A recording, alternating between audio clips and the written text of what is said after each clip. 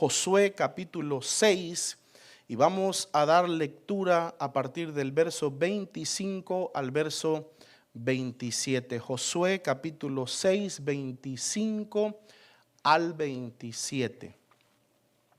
Gloria a Dios.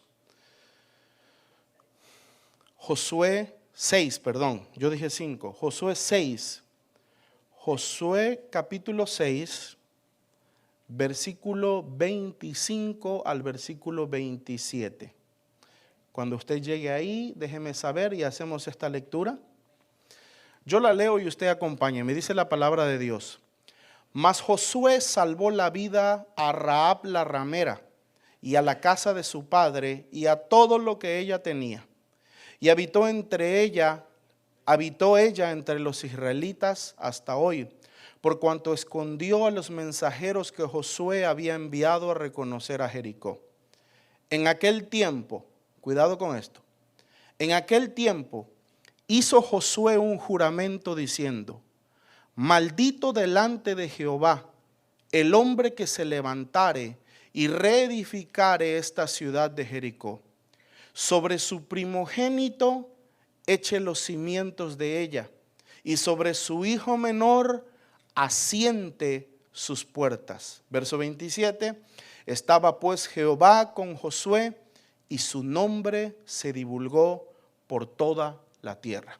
Oramos al Señor. Amado Padre, amado Dios, nuestro Señor, estamos delante de tu presencia en esta mañana, en esta tarde ya, como siempre con nuestro corazón delante de ti, declarando que tú eres nuestro alimento, tú eres el pan de nuestras vidas y tú eres aquel Señor que da el crecimiento. Tu palabra dice que no es ni del que planta ni del que riega, sino de Jehová que da el crecimiento. Señor, yo te pido que tú des a tu pueblo, a cada uno de los que estamos en este lugar y aún a aquellos que nos puedan ver, Señor, crecimiento espiritual, edificación de nuestras vidas por tu buena y bendita palabra y por tu santísimo Espíritu que vive en nosotros y que está entre nosotros. Toma el control, Espíritu de Dios, en el nombre de Jesús te lo pedimos. Amén. Amén. Repito el versículo 26, mis hermanos. En aquel tiempo hizo Josué un juramento diciendo: maldito delante de Jehová el hombre que se levantare y reedificare esta ciudad de Jericó. Sobre su primogénito eche los cimientos de ella, y sobre su hijo menor asiente sus puertas. Amén. Bueno, para hablar de contexto, estamos hablando del tiempo en el que Jericó, mientras estaba en manos de los pueblos cananeos, cae en poder de Israel. Usted sabe que por muchos años Israel ha peregrinado por el desierto, ha vagado en el desierto. Dios los sacó de Egipto, de esclavitud, los condujo por mano de Moisés y después de muchos años se termina la peregrinación, llegan a las fronteras de la tierra prometida y la primer ciudad que hay que conquistar y la más importante por cuanto está amurallada, está protegida, es la ciudad de Jericó. Y la ciudad cae. No vamos a hablar de eso porque conocemos la historia. La ciudad cae, Dios estaba con el pueblo de Israel, termina la guerra con el pueblo de Jericó y Israel conquista la ciudad de Jericó.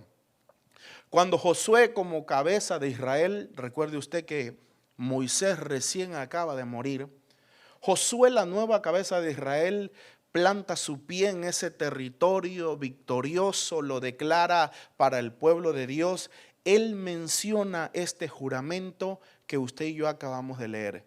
Maldito, maldito el hombre que reedifique o que trate de reedificar la ciudad de Jericó. Y menciona dos cosas muy importantes. Sobre su primogénito eche los cimientos y sobre su hijo menor, dando a entender que toda la descendencia de aquel hombre que intentare hacer eso habría de perecer. Sobre su hijo menor asiente sus puertas. Leyendo un poquito historia bíblica, hermano, conocedores de la historia antigua, ellos dicen que lo último que se erigía, que se colocaba en una construcción de una ciudad, eran las puertas. Si a esa ciudad, se amurallaba o se resguardaba, lo último que se construía eran las puertas de la ciudad. Entonces Josué está diciendo, cuando tal hombre que se atreva, que tenga la osadía de tratar de reedificar esta ciudad de Jericó, cuando tal hombre comience a poner los cimientos, muera su primogénito. Cuando termine de edificar la ciudad, muera su hijo menor. En el proceso, todos los hijos de tal hombre habrían de perecer. Bueno, ahora, hermano, quiero leerle lo que dice Primera de Reyes, capítulo 16, versículo 34. Escuche con mucha atención, por favor, porque muchos años han pasado. Pero estas cosas que aparentemente quedan en el aire y que aparentemente para algunos son simples palabras, usted va a aprender conmigo que no. Primera de Reyes 16:34 dice, en su tiempo, y él con H, y él de Betel, reedificó a Jericó, a precio de la vida de Abiram, su primogénito, echó el cimiento, y a precio de la vida de Segub, su hijo menor, puso sus puertas conforme a la palabra que Jehová había hablado por Josué, hijo de Nun. Lo repito una vez más. En su tiempo, y él de Betel reedificó a Jericó. A precio de la vida de Abiram, su primogénito, echó el cimiento. Note con qué detalle se cumplió la maldición. El tema de hoy, creo que usted ya lo entendió, son las maldiciones. Pero no solo vamos a hablar de las maldiciones, vamos a hablar de la precisión. Vamos a hablar de la exactitud de las maldiciones. Note por favor los detalles. Dice, a precio de la vida de Abiram, su primogénito, echó el cimiento. Y a precio de la vida de Segub, su hijo menor, puso sus puertas, conforme a la palabra que Jehová había hablado por Josué, hijo de Nun. Hermano, nosotros cuando somos padres y cuando luchamos con nuestros hijos, tal vez usted mismo se acuerda cuando era adolescente o cuando era niño y cómo los amiguitos se burlaban de uno porque todos tenemos defectos, ¿no? Y hay cosas que no nos gustan a nosotros mismos de nuestro cuerpo y hay cosas que a otros no les gustan de nosotros y tal vez nos decían a algunos chaparros, tal vez a otros nos decían gordos, tal vez a otros nos decían narizones, tal vez a otros nos decían feos, tal vez a otros, qué sé yo, por cualquier aparente defecto que pudiéramos tener. Pero no es cierto que la calle y la sociedad allá afuera es cruel. La calle es cruel, los niños, las amistades son crueles. Y cuando uno padece o sufre de eso, cuando se acerca a sus padres o a gente de confianza, yo recuerdo que nos dicen, las palabras no hacen nada. Un golpe sí es importante. Un golpe sí es importante, pero las palabras simplemente quedan en el aire y no hacen nada. Sin embargo, si alguien te golpea, ahí sí hay que hacer algo. Nos decían, ve con el maestro, o tal vez algunos decían, defiéndete o busca ayuda, habla, pero las palabras no le hacen daño a nadie. Y esa lógica, hermano, Pues por supuesto tiene su razón en el hecho de que estamos buscando la paz. Es lógico y es entendible. No estamos promoviendo el conflicto ni el pleito. Pero no es exacto en el sentido de que las palabras sí tienen poder. Las palabras son poderosas, al grado de que todos los complejos con los que el hombre, las mujeres luchan o luchamos, han venido a nosotros por causa de qué cosa. Tú no considerabas ese defecto tuyo hasta que alguien te lo dijo. ¿Estamos de acuerdo? Hasta que alguien te dijo, Fideo, comenzaste a verte en el espejo y a decir, de verdad que no engordo. En algunos casos nuestros al revés, ¿no? Hasta que nos dijeron, pelota. Y nos volteamos a ver y dijimos, es cierto. Hasta que te dijeron narizón, o hasta que te dijeron cabello de esto, cabello del otro. Entonces, en ese sentido, y no estamos promoviendo los pleitos ni el conflicto, pero en ese sentido, mis hermanos, las palabras sí tienen poder. Porque las palabras tienen el poder no de golpear el cuerpo, sino de golpear el alma, de golpear el espíritu, de golpear el interior de una persona. Y son tan así de poderosas, son tan así de fuertes, son tan así de grandes, que en la Biblia está, hermano, enseñado el concepto de la maldición. La palabra maldición literalmente significa decir mal. Eso significa en su sentido raíz, en su concepto o su definición base. La palabra maldición significa hablar mal de algo o de alguien, decir mal, maldecir, hablar mal de algo o de alguien. Pero cuando uno profundiza en el estudio de la Biblia, cuando uno, hermano, va más allá de lo superficial, uno entiende que en la Biblia la palabra maldición implica un concepto mayor a solo hablar mal de algo o de alguien. Implica desechar, implica rechazar definitivamente, implica juicio.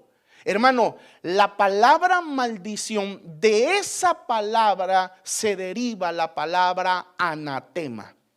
Anatema significa maldito. Los hebreos y la Biblia en general utilizan la palabra anatema para decir que algo, alguien, alguna nación ha sido maldecida. Y en este caso, hermano, tenemos aquí una maldición hablada por la boca de Josué, pero que cuando lo leímos en Josué capítulo 6, la Biblia nos presenta a Josué hablando esto. Salió de Josué. Sin embargo, en Primera de Reyes capítulo 16, el final del versículo nos dice, conforme a la palabra que Jehová había hablado por Josué, hijo de Nun. O sea que la maldición que Josué pronunció no fue una maldición que provino de él. No fue una maldición que a Josué se le ocurrió. Fue en el momento en el que Josué habló por palabra de Dios.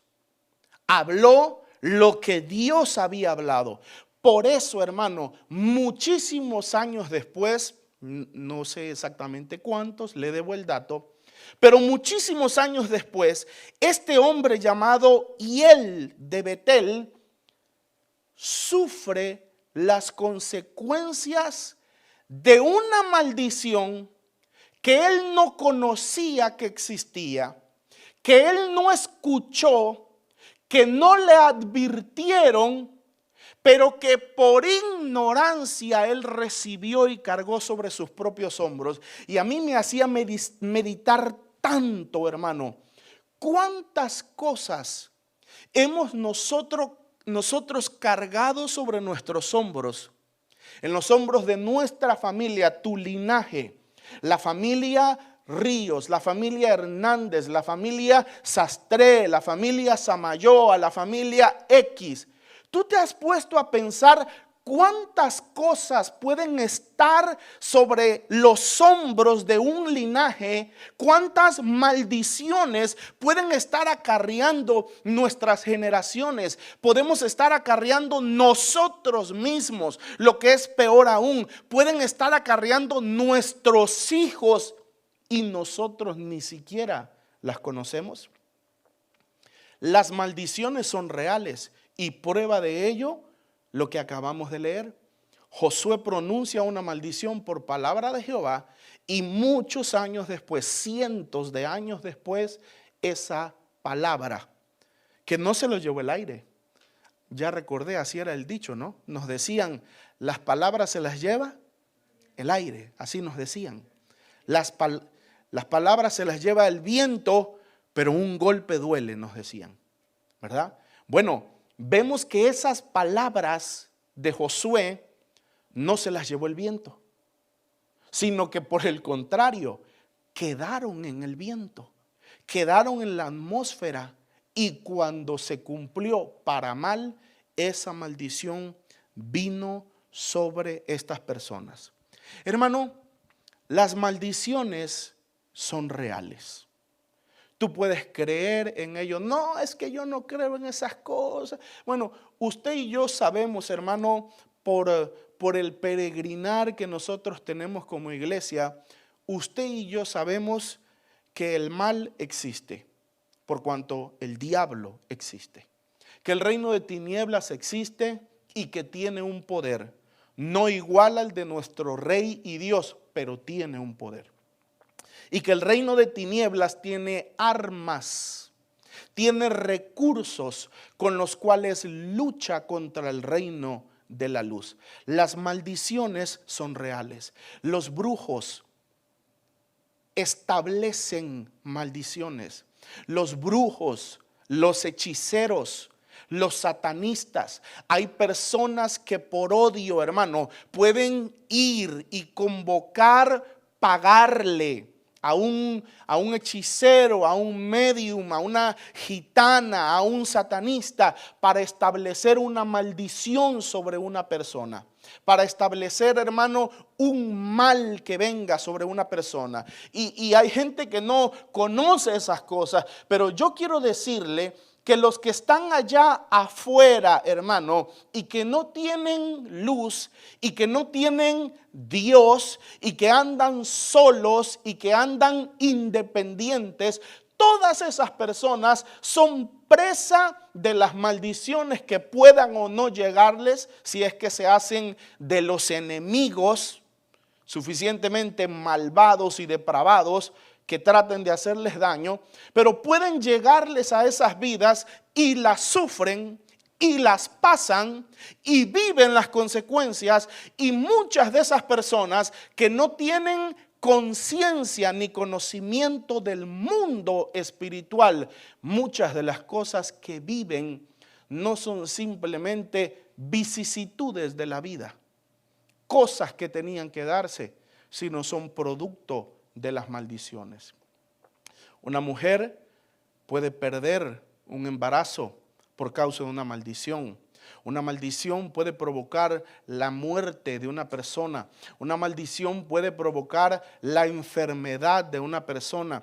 Una maldición puede provocar la ruina económica de una persona o de una familia. Una maldición, y oiga esto, porque esto nosotros lo hemos ministrado. Una maldición puede sumergir a una persona en un manto, ¿cuál es la palabra? En un manto de rechazo, Una maldición puede hacer que una persona por alguna razón sea rechazada. Una maldición puede hacer que una persona no sea tomada en cuenta. Está ahí, todo el mundo le hace, pero nadie la pela. Pero nunca, hermano, la toman en cuenta. Nunca el asunto es con ella, con esa persona. Una maldición puede como cubrirte. Hay maldiciones de todo tipo, hermano.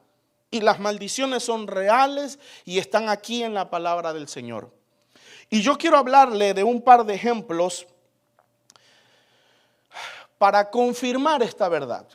Hablamos de la maldición de Josué sobre Jericó y vamos a hablar de un par de ejemplos de maldiciones que han sucedido y que están en la Biblia para que nosotros comprendamos esta verdad. Bueno, yo quiero hablarle primero del rey Jeroboam, el rey del norte.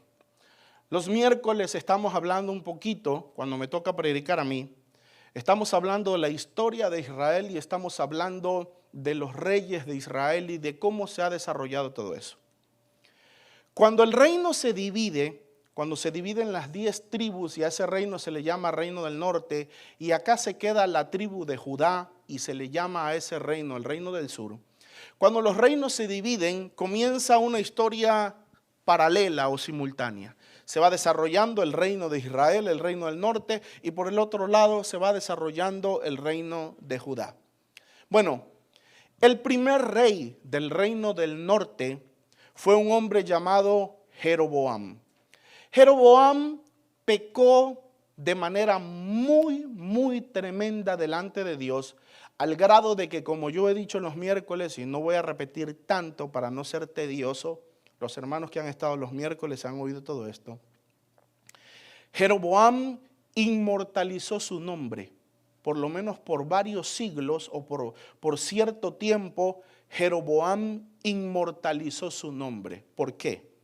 Porque fue tan malo delante de Dios o a los ojos de Dios, que la Biblia dice, y después de Jeroboam vino Julano de tal, y fue desobediente, hizo lo malo ante los ojos de Dios, pero nunca como Jeroboam su padre.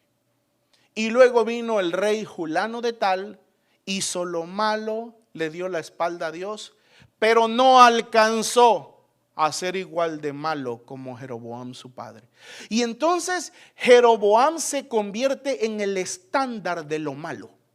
El nombre de Jeroboam, por lo menos por ciertos periodos de tiempo en la historia de Israel, se convierte como en el rey que es recordado por perverso, porque hizo muchas cosas.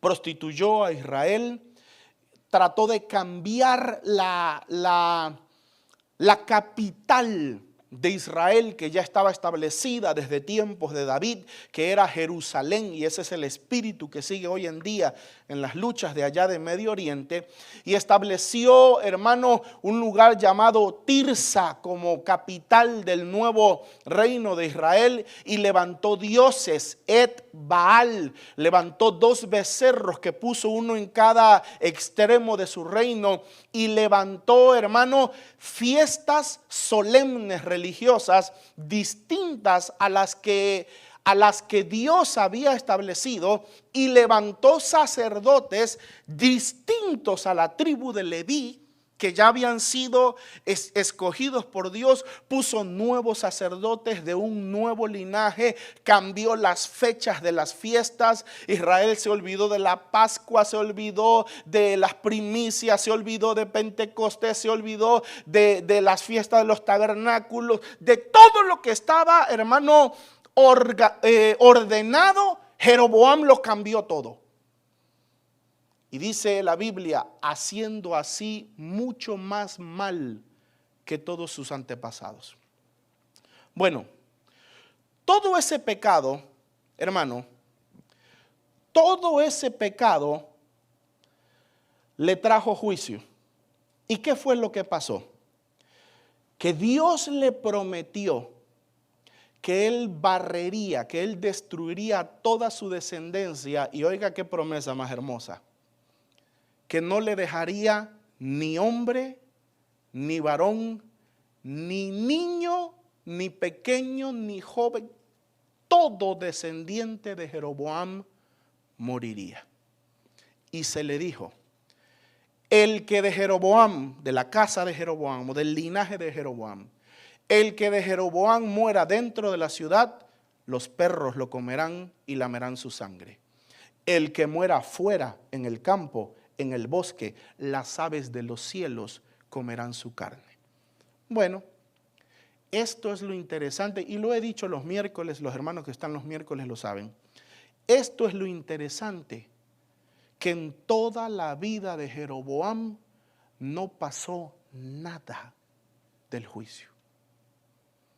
Y muere en paz, y muere rico, y muere poderoso, pero después de él, hermano, se levanta su hijo, que viene a reinar en lugar de él, y es un hombre llamado Nadab. Nadab, hijo de Jeroboam. Y él comienza a reinar, y de repente, hermano, uno de los grandes de Nadab, uno de los cercanos a Nadab, Nadab es el hijo de Jeroboam, ha quedado en el reinado en lugar de su padre.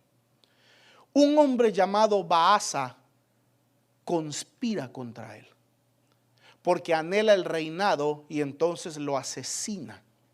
Asesina al hijo de Jeroboam, y le entra el miedo en su corazón de que tal vez alguien del linaje de Jeroboam se vaya a levantar y tratar de reclamar el reinado de Jeroboam, que por sangre le hubiera pertenecido, por vínculo familiar le hubiera pertenecido. Y entonces este loco llamado Baasa dice, ya sé lo que voy a hacer, voy a matar a todos.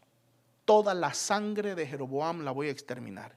Y mueren ancianos, adultos, jóvenes, mujeres, los de pecho, todos mueren. Baasa conspira contra el hijo de Jeroboam, y así se cumple la maldición que estaba sobre los hombros de Jeroboam. Pero oiga con esto, no cayó a Jeroboam, sino cayó a su hijo Nadab. Bueno, con esta traición y con esta conspiración, el linaje real se ha cambiado. Ya no existe Jeroboam ni sus descendientes. Ahora este nuevo conspirador llamado Baasa está en el trono del reinado de Israel. Bueno, ¿qué cosa es lo que sucede, hermano? Viene un profeta llamado Jehú, hijo de Anani, y se acerca a este hombre Baasa y le dice, como tú hiciste, se hará contigo. Quiero decirle algo, hermano, y estamos hablando de las maldiciones. Las maldiciones generacionales están estrechamente relacionadas al pecado de la iniquidad. Yo he hablado antes, hermano, de la iniquidad. La iniquidad no es un pecado cualquiera, no es un pecado común. La iniquidad es un pecado que es tan grave que nos es falta al que lo comete, nos es falta delante de Dios, nos es causa de juicio, pero que perdura en nuestras generaciones. Pasa a nuestros hijos, a nuestros nietos y a las siguientes generaciones en adelante. Por eso, hermano, aquí ya hemos estudiado cuáles son los pecados de iniquidad. Y le voy a recordar hoy dos. Número uno, lo que la Biblia en el Antiguo Testamento llama conspiración, que no es otra cosa que traición. La traición es iniquidad. Cuando usted traiciona a alguien que le ha dado su confianza, usted ha cometido iniquidad. Cuando usted traiciona, hermano, a su cónyuge, usted ha cometido adulterio, hablando de lo sexual, pero hablando de la otra área, usted ha cometido iniquidad, porque ha traicionado a su cónyuge, porque ha traicionado el pacto, la confianza que se le había entregado. Baasa traicionó la confianza que el rey Nadab, hijo de Jeroboam, le había entregado. Era uno de los suyos, era uno de los cercanos, lo traicionó y cometió iniquidad. El segundo pecado de iniquidad que cometió Baasa, y lo estudiamos hace algunas semanas, fue el asesinato. Derramar sangre, el asesinato es un pecado de iniquidad. Entonces, Baasa ha cometido dos pecados de iniquidad y por eso le viene el juicio del profeta Jehú y le dice: a como tú hiciste, se hará contigo. A como pasó con la casa de Jeroboam, se hará contigo. Dice Jehová que los que de tu familia, de tu linaje, mueran dentro de la ciudad, lo comerán los perros y la sangre la lamberán los perros. Y los que mueran fuera en el bosque serán comidos por las aves de los cielos. Y entonces, hermano, sucede tal cual. Pero el punto más interesante es este. Baasa, que fue el que cometió el pecado, el que traicionó a su señor y lo mató, y mató a todo el linaje de Jeroboam, muere en paz. No sucede nada en sus días, sino que se levanta su hijo llamado Ela. Y entonces Ela se sienta en el trono de Baasa, su padre, y es sobre Ela quien cae todo esto. ¿Qué sucedió, hermano, con este hombre llamado Ela? Se levantó un hombre llamado Zimri y le hizo exactamente a Ela lo que Baasa, su padre, había hecho a su señor. Mientras era uno de sus escuderos, era uno de sus cercanos. Y mientras Ela estaba en un banquete, dice la Biblia que estaba alegre por el vino, que no es otra palabra para decir borracho. Estaba alegre por el vino, vino Zimri y lo mató. Vino Zimri y traicionó a su señor y lo mató. ¿Y qué hizo? Lo mismito. Barrió, o sea, eliminó, exterminó toda la casa de Ela y la casa de Baasa, su padre. Y conforme uno, y eso es un ejemplo nada más que le quería dar, conforme uno estudia toda la historia de los reyes de Israel, usted ve este patrón. Nuestros padres pecaron y los hijos llevan la delantera. Nuestros padres pecaron y los hijos llevan las iniquidades o llevan las consecuencias de los pecados.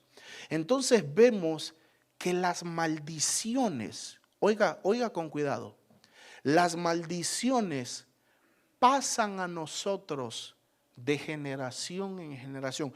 Usted nunca ha sentido, hermano, que por alguna razón usted trabaja y trabaja y no prospera lo que usted quisiera.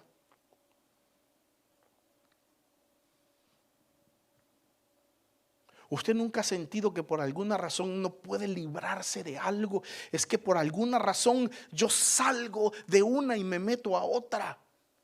Y pierdo el material y se me caen las construcciones y me pasa esto. O viene o en el cuerpo yo salgo de una enfermedad y me entra otra. O me viene la ruina. Hermano, ¿no será que sobre nuestros hombros, sin saberlo, estamos cargando pecados de iniquidad y maldiciones que están sobre nosotros y que nosotros ni siquiera conocemos? Josué establece una maldición sobre la ciudad de Jericó, y aunque este hombre llamado Hiel nunca la escuchó ni conocía de la maldición, se cumplió al pie de la letra. No, por favor, hermano, note eso. No es que ahí algo te alcanzó al pie de la letra. Puso los cimientos y se murió su primogénito. Seguía construyendo, yo no sé cuántos hijos tenía. Pero si tenía unos 5 o 7, porque los antiguos tenían muchos hijos. Eso usted lo sabe, está en la Biblia.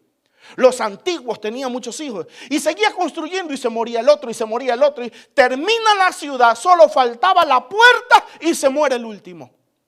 Las maldiciones se cumplen con lujo de detalle. Y no solo se maldicen personas, se maldicen cosas, se maldicen territorios. Usted nunca ha visto, hermano, que por alguna razón hay lugares que no prosperan. Mire, le voy a contar una cosa. Yo vivo en la ciudad de La Verne. Y ahí en La Verne, en la calle principal que es la Murfreesboro, donde está una canguro, o era canguro antes creo, en una de esas esquinas pusieron una farmacia CVS, una farmacia CVS.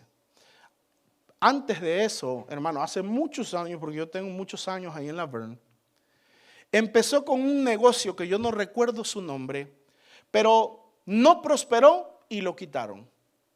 Vino otra cosa que tenía que ver con la Cruz Roja, yo no recuerdo cómo se llamaba, lo quitaron. Luego vino Walgreens y estableció, y aparentemente Walgreens duró un poquitito más, pero lo quitaron. Entonces fue cuando Walgreens se movió de esta esquina a donde está actualmente, que es enfrente del KFC. Si usted conoce La Verne, sabe de lo que estoy hablando. Justo enfrente del KFC ahora está Walgreens, pero antes estaba en esta esquina que le estoy hablando. No pudieron prosperar y se movieron. Bueno, estuvo mucho tiempo ese lugar solo, mucho tiempo, y luego vino la CVS, la farmacia CVS, y yo fui con mi esposa. Qué lugar más bonito, hermano. Esa compañía se esmeró. Pintaron, yo no sé si ustedes tuvieron la oportunidad de ir a comprar ahí, yo sí fui. Y a mí me encantó el lugar, y yo dije, este lugar está hasta mejor que Walgreens. Y recuerdo que yo le decía a mi esposa, ¿y por qué nosotros solo Walgreens y Walgreens? Mira qué bonito este lugar. ¿Sabe qué? No prosperó. Hoy en día ese lugar está vacío. Pareciera ser que no importa lo que venga, no prospera. ¿Sabía usted, hermano, que las maldiciones no solo pueden afectar personas, sino pueden afectar lugares, pueden afectar tierras? Voy a compartir un ejemplo que yo escuché del pastor Juan Carlos Harrigan. Yo sé que muchos o algunos de ustedes lo conocen. Juan Carlos Harrigan es un pastor, un ministro de Dios de Kansas. Él dice que él tenía una familia, conocido, cercano, que eran pastores, y que junto con sus hermanos, pura gente de Dios, cristianos y también ministros, emprendían negocios y nunca prosperaban, Y entonces esto vino a la atención del pastor Juan Carlos, porque eran gente de su ministerio, y le llamó la atención. El pastor conoce sus ovejas. ¿Usted está de acuerdo con eso, no? Lo dice la Biblia. Le llamó la atención que esta familia eran, ojo con esto, cuidado, era una familia que cumplía con todos los principios de Dios. O sea, que diezmaban, que daban sus primicias, que daban ofrendas, que en todo lo económico estaban al día. Y les pasaba una cosa, los negocios, y tenían una pérdida, y el roof, y no prosperaban. Y entonces el pastor comenzó, se convinieron, se pusieron de acuerdo y comenzaron a buscar a Dios y a preguntar qué pasaba. Y en esos tiempos de apartamiento y ayuno, porque hay un precio, hermano, para conocer las causas de los problemas. En esos tiempos de apartamiento, en uno de los ayunos, Dios le mostró una serpiente gigante que estaba alrededor del edificio en donde ellos tenían su negocio. Y el Señor le mostró que era una serpiente de maldición económica. Y en esto el hermano Juan Carlos le preguntó al Señor: ¿por qué está esto, Señor? ¿Quién ha pecado contra ti? Y el Señor le dijo, y por eso le comparto esto, el Señor le dijo: ninguno de su generación. Esta es una maldición que está sobre la familia por causa de los pecados de sus generaciones anteriores. Y entonces pues habiendo Dios revelado la causa del asunto, comenzaron a orar, comenzaron a hacer guerra con ese asunto. Y hermanos, después de algún tiempo, después de hacer todo lo que tenían que hacer, esa familia comenzó a prosperar. Ese negocio comenzó a irse para arriba, comenzaron a fluir las finanzas, y entonces ese asunto comenzó a ser bendecido. Y la causa o la razón, hermano, era una maldición que estaba sobre esa familia. En internet y en los medios de comunicación hay cualquier cantidad de cosas que usted puede imaginar. Sin embargo, yo quiero hablarle de 2 ejemplos que, de acuerdo a lo que yo leí, parecen ser ejemplos certificados. O sea, no son tonterías de conspiración, ni que cualquier muchachito hizo su video de YouTube y lo subió, porque hay diferentes fuentes que ratifican esta información. Entonces, no son ejemplos cualquiera. Primer ejemplo, quiero hablarle de la silla de un hombre llamado Thomas Busby. Un hombre llamado Thomas Busby, año 1702. Este hombre llamado Thomas Busby era un asesino. De hecho, dicen que practicaba las prácticas ocultas, ocultismo y todas estas cosas. Y pues ya estaba condenado por uno de sus crímenes, y hermano, y estaba condenado a la muerte. Tenía que morir. Y yo no sé si usted lo sabe, pero en la antigüedad, y de hecho no sé si se haga hasta el día de hoy, soy ignorante para eso, pero en la antigüedad, de ahí lo sacaron las películas, se acostumbraba cumplirles a los condenados su último deseo, su última voluntad. Y le preguntaron a este hombre que sí, que era lo que quería. Y él dijo: yo quiero ir a mi bar favorito, su cantina, tal cantina, y yo quiero comer ahí, sentarme y beber como lo hacía antes. Lo llevaron antes de ser ejecutado, y el hombre comió, bebió, pasó su tiempo y tenía que ser llevado a ser ejecutado. Cuando se levantó, cuando se lo llevaban los guardias, dicen que maldijo su silla y dijo: cualquier persona que se siente en esta silla tendrá el mismo destino que yo voy a tener. En el momento, pues todos lo tomaron a la locura, se lo llevaron, este hombre fue ejecutado, murió, pero comenzó a llamar la atención de los dueños del bar de que tal cual, persona que venía y se sentaba en esa silla, por alguna razón comenzaba a fallecer. La primera, la segunda, la tercera vez tal vez no se dieron cuenta, hasta que se convirtió en un patrón. Cuando se convirtió en algo recurrente fue cuando ellos comenzaron a relacionarlo con lo que este hombre había dicho. Bueno, historia larga, se la hago corta.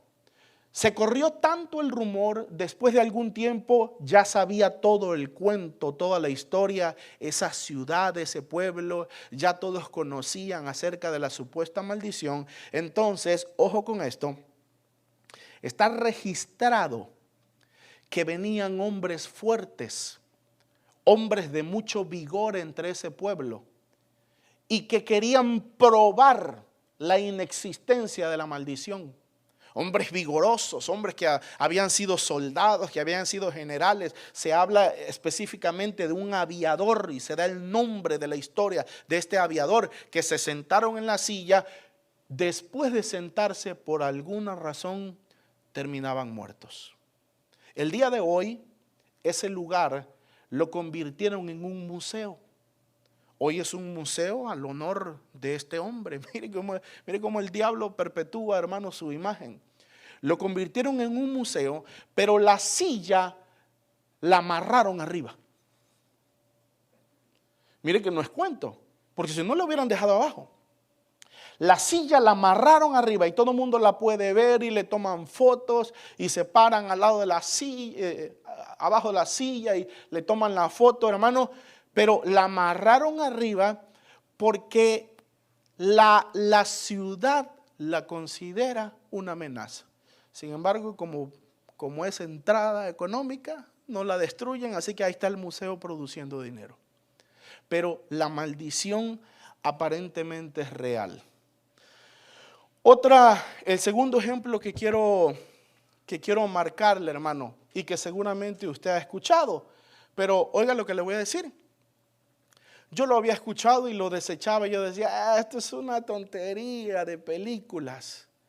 Pero cuando uno lee, cuando uno se informa, se da cuenta que la ficción, hablando de las películas, se originó de la verdad. La maldición de Tutankamón. La maldición del faraón egipcio Tutankamón. Hermano, un paleontólogo británico llamado Howard Carter entró, habían hecho una expedición, estaban excavando, hermano, y hasta que encontraron el hallazgo de la tumba de este faraón llamado Tutankamón. Ya después salió su nombre y todo eso, ¿no? 58 personas entraron a la cripta, al cuarto en donde yacía el féretro del faraón Tutankamón. Bueno, el inversionista o el que ponía el dinero era un inglés que era llamado Lord Carnarvon. Lord, que le llamaban loro, señor, ¿no? Que era un ejidario, era un grande, ¿no? Por eso se le llamaba Lord Carnarvon. Él era el que financiaba la expedición. Pues el que pone el billete manda. Entonces, cuando ya iban a romper el sello para entrar a la cripta, lo mandaron a llamar a él porque él era el del billete y 58 personas entraron a ese lugar. 57 personas murieron de causas extrañas. Todos murieron. El único que no murió fue el cabeza de esa expedición, que es este hombre llamado Howard Carter. Y la razón que dicen, bueno, no murió sino hasta muchos años después, ¿no? Hasta que le llegó la vejez y murió. Pero la razón por la que dicen que no murió, y esto sí usted lo puede comprobar, es porque Howard Carter creía en el misticismo. Oiga con atención. Y en su puño de su mano derecha cargaba una pulsera de protección que había comprado y conseguido de una tribu en la India. Entonces, algunos dicen que esa es la razón por la cual a él no le alcanzó la muerte. Todos tenían que morir, dirá usted, y yo lo mismo dije. El asunto es la circunstancia o la forma en que murieron. Por ejemplo, cuando comenzaron a hacer los estudios en ese descubrimiento, se dieron cuenta que el faraón Tutankamón, que estaba momificado, tenía una herida aquí en el pulgar, en la mano izquierda. Una pequeña herida, se dieron cuenta porque estudiaron la momia, ¿no? Lord Carnarvon, que era el que financiaba el dinero, murió porque un mosquito lo picó exactamente aquí en la misma mano, en el mismo lugar. Y se le infectó, y de esa infección, recuerda que estamos hablando en 1702, no habían descubierto la penicilina, y de esa pequeña infección murió él.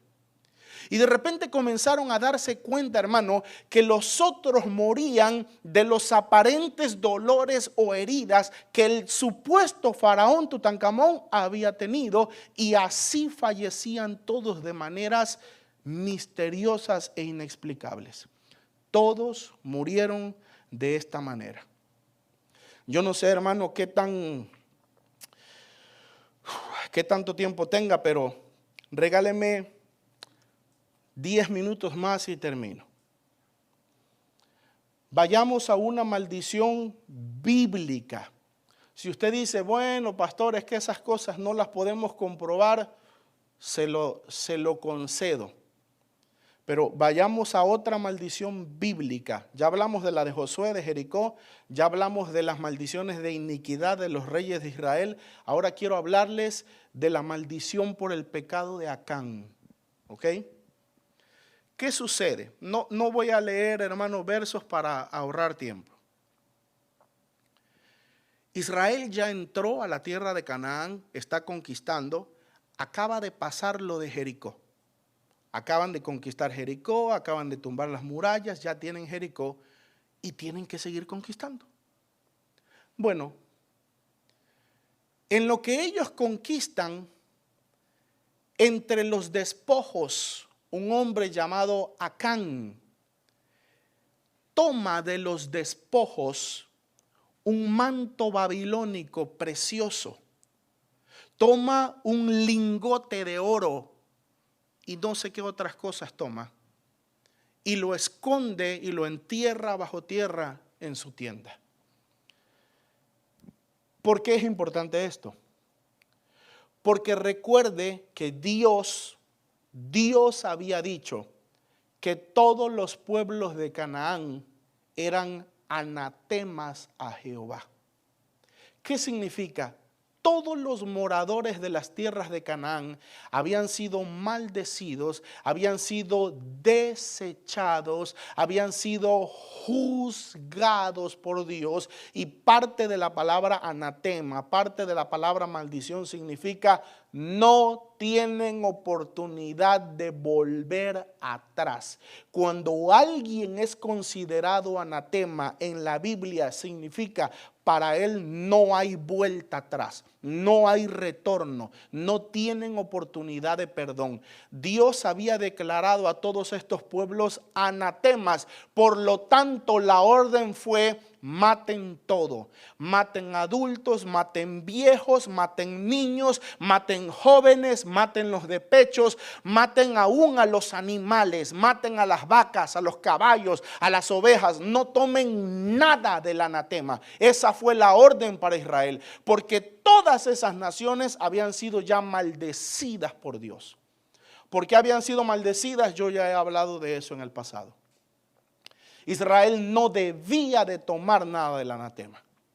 Cuando estaban conquistando, este hombre Acán vio entre los despojos este manto babilónico, este lingote, y los toma. Los codició y los toma. Hermano, nadie se entera. Solo el mismo Acán se enteró de esto. Bueno, Josué acababa de conquistar una ciudad grande. Y la siguiente después de este asunto era una aldea pequeña. Todo esto usted lo puede comprobar en la Biblia. Todo esto que yo le estoy hablando está en el libro de Josué capítulo 7. El siguiente paso en la conquista era una aldea pequeña llamada Ai. H-A-I. Ai. Josué manda espías a reconocer. Y cuando llegan los espías, oiga, usted puede leer todo esto en la Biblia. Le dicen a Josué: ni molestes al pueblo, José. ¿Para qué vas a llevar a todo el ejército si son poquitos? Manda unos cuantos, manda unos 600 hombres, manda 1000, le dijeron. Manda 1000. Y dice la Biblia que Josué, para estar seguros, mandó 3000 hombres. La recomendación había sido 1000. Josué mandó 3000 hombres a conquistar esa pequeña aldea llamada Ai. Cuando llegan a pelear contra ese pequeño lugar, resulta que ellos los derrotan. y muchos o varios de Israel mueren y el ejército tiene que huir, tiene que replegarse porque perdieron la batalla. Y Josué entra en pánico y todo Israel entra en pánico, no solo, oiga con cuidado, no solo por las muertes de los soldados que acaban de perder, sino porque ellos tenían temor de que se corriera el rumor por todas las tierras de Canaán de que una ciudad tan pequeña los había derrotado. Y entonces Josué dijo: ¿qué pasará si Canaán oye el rumor y todos se unen? Recuerde, si usted ha estudiado Josué, usted va a ver esta frase, usted va a leer esta frase muchas veces, porque el temor de Jehová había caído sobre todos los pueblos de Canaán. O sea, todos los cananeos le tenían temor a Israel, porque Dios estaba sobre ellos. Entonces, cuando pasa esto, que el que menos pensaban, el más pequeño, los había derrotado, Josué dijo: se van a unir todos y nos van a matar. Y se van a las rodillas y se van al ayuno, que otro día voy a hablar de eso. Entran desde muy temprano al ayuno y Josué se postra con los ancianos de Israel y con los principales de Israel, porque Josué no ayunaba solo, tenía un equipo que lo ayudaba. Y comienzan a orar y a orar y a orar y a orar.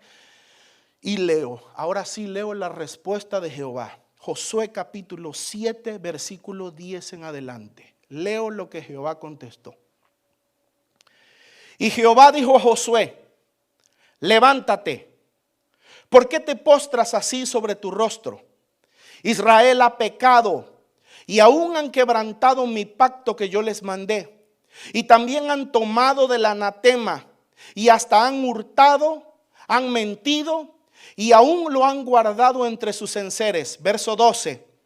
Por esto los hijos de Israel no podrán hacer frente a sus enemigos, sino que delante de sus enemigos volverán la espalda. Ojo con esto, ojo.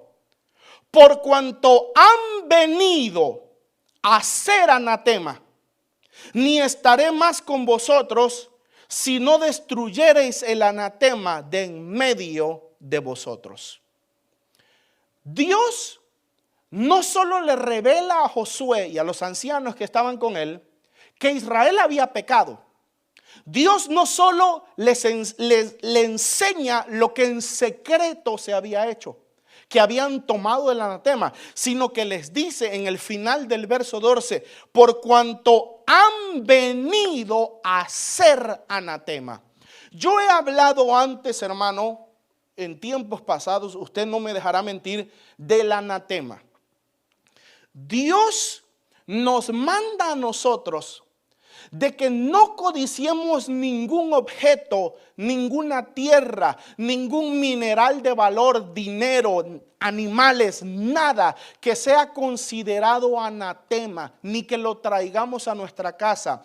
Porque una de las propiedades que tiene el anatema no es solo que va a traer la maldición al territorio o al lugar en donde esté, sino que convierte en maldición a las personas que poseen el anatema. Y se lo voy a leer. Deuteronomio capítulo 7, versículo 26. Oiga con mucho cuidado. Y no traerás cosa abominable a tu casa. Ojo, ojo, pues serás anatema como ella. Ciertamente lo aborrecerás y la abominarás, pues es anatema. Se lo repito. Deuteronomio 7:26. No traerás cosa abominable a tu casa. Ojo con esto, hermano, por favor. Pues serás anatema como ella. Ciertamente la aborrecerás y la abominarás, pues es anatema. Un objeto maldito no solo tiene la propiedad de atraer la desgracia, sino de convertirte a ti en maldición.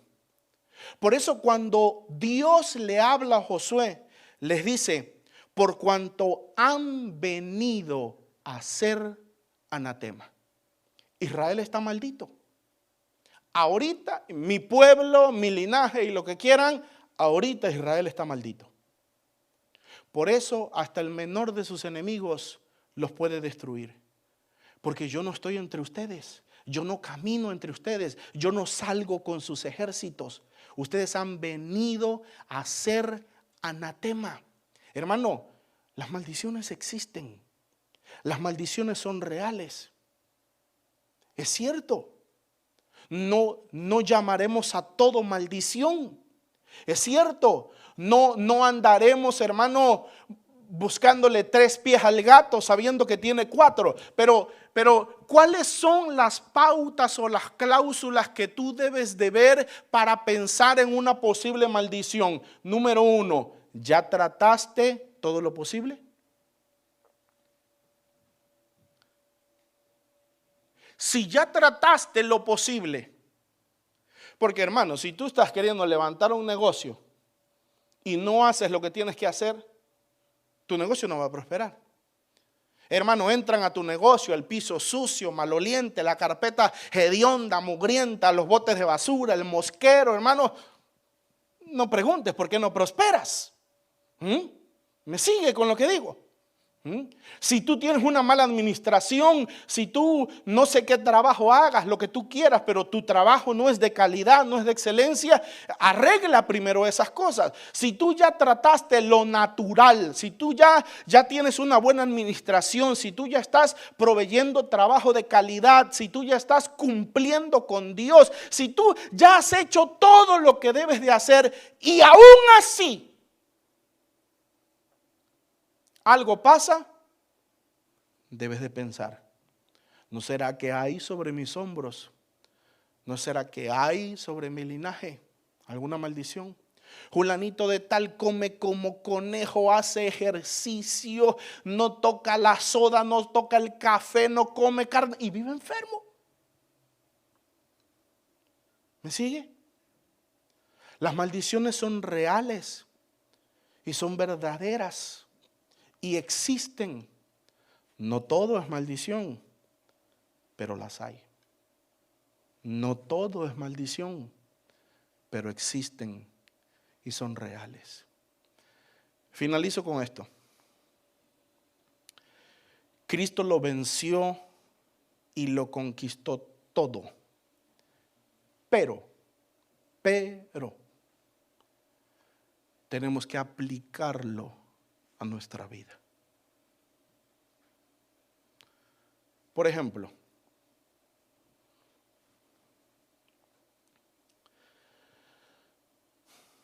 yo sé que no le va a gustar a usted, pero igual se lo tengo que decir. Ninguna condenación hay para los que están en Cristo Jesús. Así dice la Biblia, ¿no? Bueno, pero es que eso no es automático. Yo lo aprendí por la mala después de muchos años. Pero es que eso no es automático. Tú tienes que tomar lo que Cristo ya hizo. Tú tienes que apropiarte de lo que Cristo ya ganó.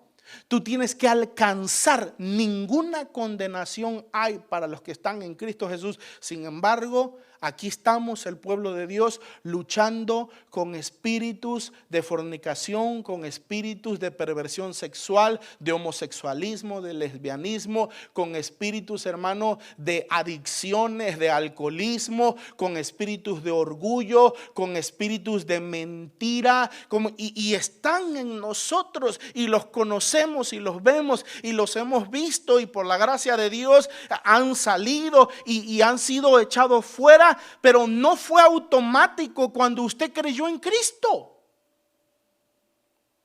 Usted tuvo que tomar esa promesa. Usted tuvo que tomar esa victoria de Cristo y traerla a su vida, aplicarla a su vida.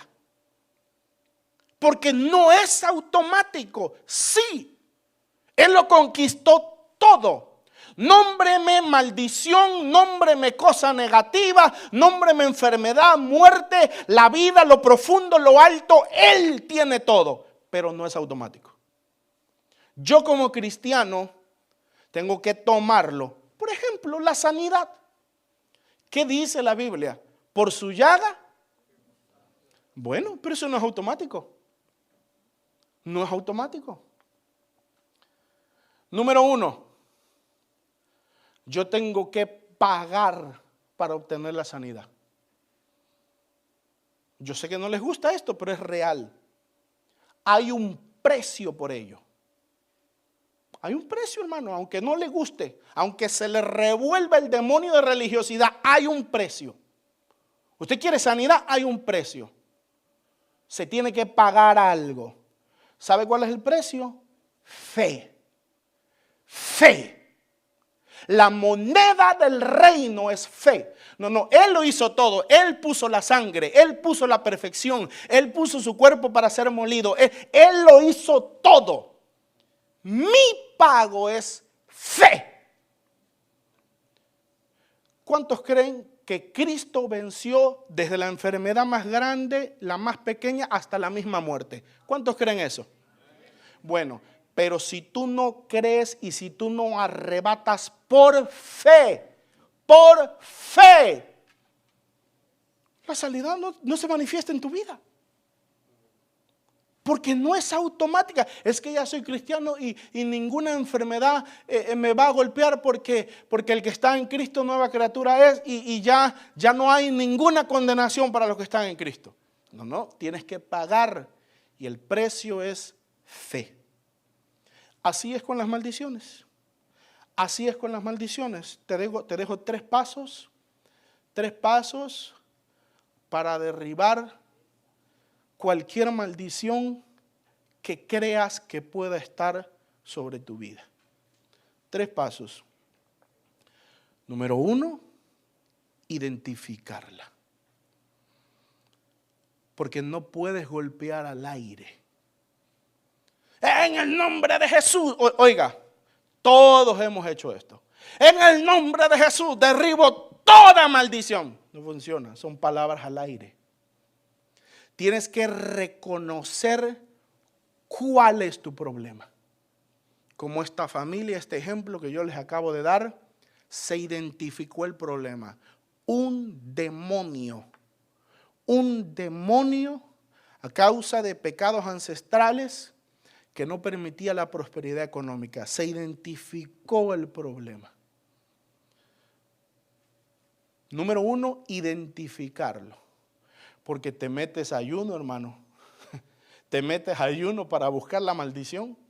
Y en el 21 días de ayuno, el Espíritu Santo te habla y te dice, mijo, tu maldición es que eres haragancito, papacito.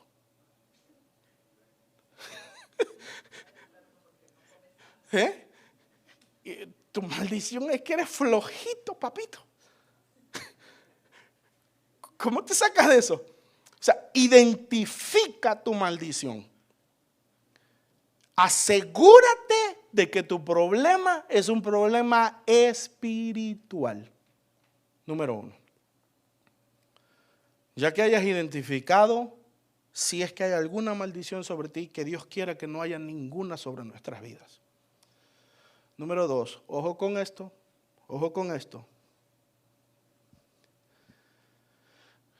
Recibe revelación de la obra de Cristo en esa área. Ojo con esto, hermanos. No es solo decir, en el nombre de Jesús yo quiebro. No. El punto es qué parte de la obra de Cristo venció esa maldición. ¿Me sigue? Porque cuando usted declare la palabra de fe, yo he aprendido en liberación.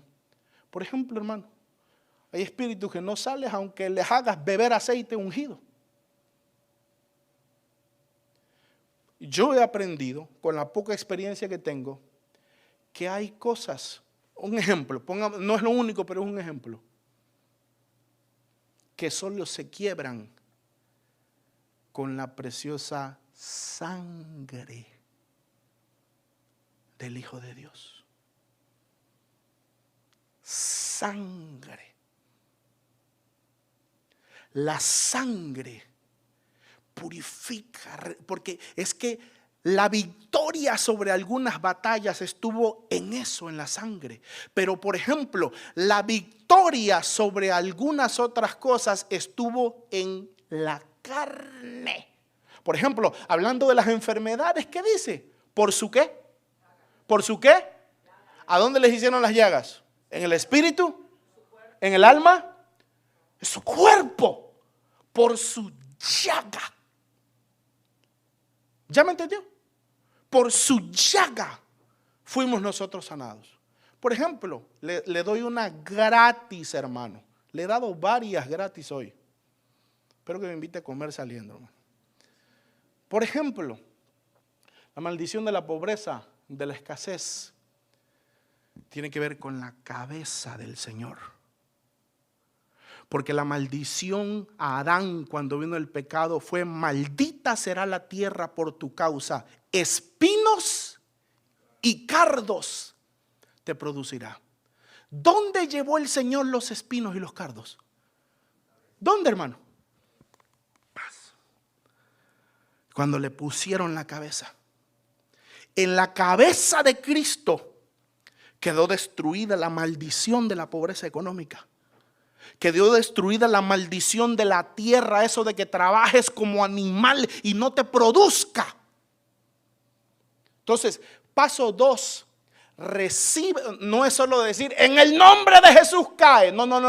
Recibe revelación de qué parte de la obra de Cristo, qué parte del ser de Cristo venció esa maldición, venció ese espíritu demoníaco. Y número 3, aplícalo con fe. Porque los que son de fe son hijos de Abraham. Porque el justo por la fe vivirá. Porque sin fe es imposible agradar a Dios. Aplícalo con fe. Porque si tú no hablas con fe, nada sirve.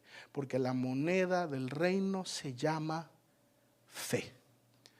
Y cualquier maldición, no importa cómo se llame, será quebrantada, porque nuestro Señor ciertamente ya lo ganó y lo venció todo.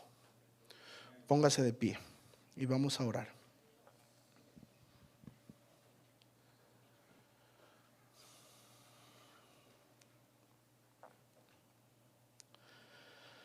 Amado Señor, te damos gracias por tu misericordia. Te damos gracias por tu amor. Te damos gracias porque tu amor fue tan grande que tu obra pagó todas las cosas. Señor, tú no solo destruiste el pecado, tú destruiste toda maldición. Señor, tú destruiste todo el reino de tinieblas. No solo el pecado ha sucumbido delante de tus pies, los poderes, los príncipes, las maldiciones, las herejías, los potentados, todo está debajo de tus pies.